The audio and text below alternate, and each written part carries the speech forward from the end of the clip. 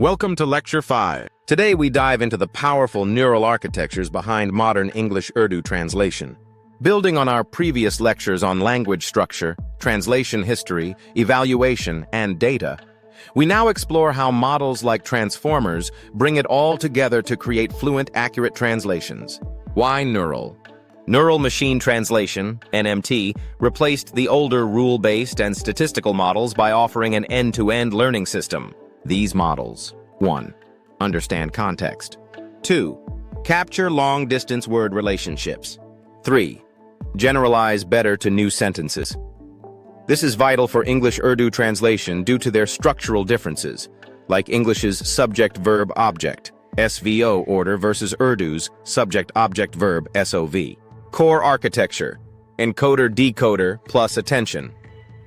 Early neural models used an encoder-decoder setup. 1. The encoder reads the English sentence. 2. The decoder writes the Urdu sentence, one word at a time. Attention improved this by letting the model focus on relevant English words as it generates each Urdu word. It's like having selective memory, knowing where to look when translating. The game changer: transformers. Transformers, introduced in 2017, became the foundation of modern translation. They use self-attention, which allows parallel processing, faster training. 2. Models relationships between all words at once. 3. Handles long, complex sentences more effectively. For English-Urdu, this means the model can better manage reordering and nuance across sentence structures. Tailoring neural models for English-Urdu. 1. Morphological awareness. Urdu's rich grammar, gender, tense, case, requires 1. Subword models like BPE. 2. Factored representations that include root plus grammatical info. 2. Script and encoding. Urdu's Perso-Arabic script demands attention to 1. Bidirectional text handling. 2. Diacritics, often missing but important. 3. Domain adaptation. News versus healthcare versus social media all require different vocab and tone. Domain tagging and specialized embeddings help models switch gears. 4. Code switching. Support real-world. Urdu often includes English words. Models learn to identify and retain them appropriately during translation. Low resource? No problem to counter the limited parallel data. 1. Transfer learning. Pre-train on English Hindi, then fine-tune for Urdu. 2. Multilingual models. Train one model across many language pairs. 3. Unsupervised, semi-supervised training. Use monolingual data with techniques like back translation. 4. Synthetic data. Create training pairs using existing models.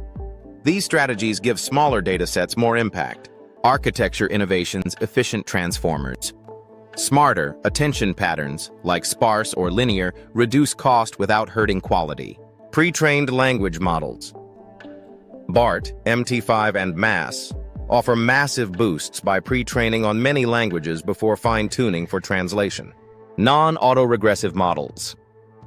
These generate multiple Urdu words at once, improving speed, especially useful in real-time apps. Document-level models. Instead of translating sentence by sentence, these models understand the bigger picture, improving coherence.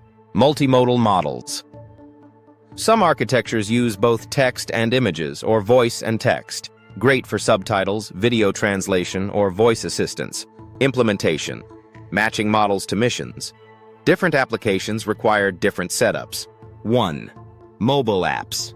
Need smaller, compressed models. 2. Real-time tools. Favor speed, non-autoregressive.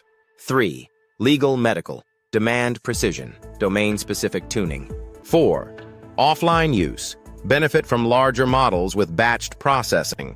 Knowledge distillation, quantization, and hardware acceleration make deployment efficient.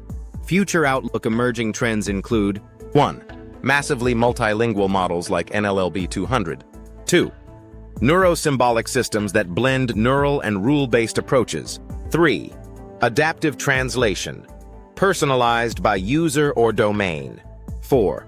Efficient, self-supervised learning to scale models with less labeled data. Next up, beyond words.